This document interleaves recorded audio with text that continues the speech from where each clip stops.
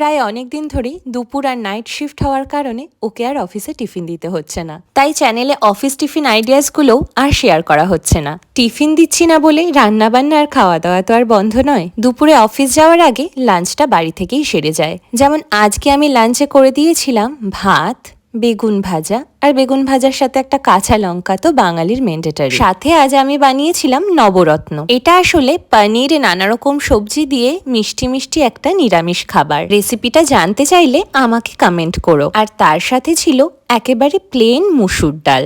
আমাকে যেই দিনগুলো অফিসের লাঞ্চ বানাতে হয় সেই দিন হাতে সময় থাকে অনেকটা কম। কিছু কিছু দিন তো একেবারে আগুন গরম ভাত ঠান্ডা হওয়ার সময় পর্যন্ত থাকে না। তাই আমি এই দিনগুলোতে চটজলদি হয়ে যাবে এরকমই খাবার বানিয়ে থাকি। আজকের এই লাঞ্চ থালিটা তোমাদের কেমন লাগলো অবশ্যই জানিও। আর এরকম আরো অনেক ভিডিও দেখতে চ্যানেলটা সাবস্ক্রাইব করে দিও।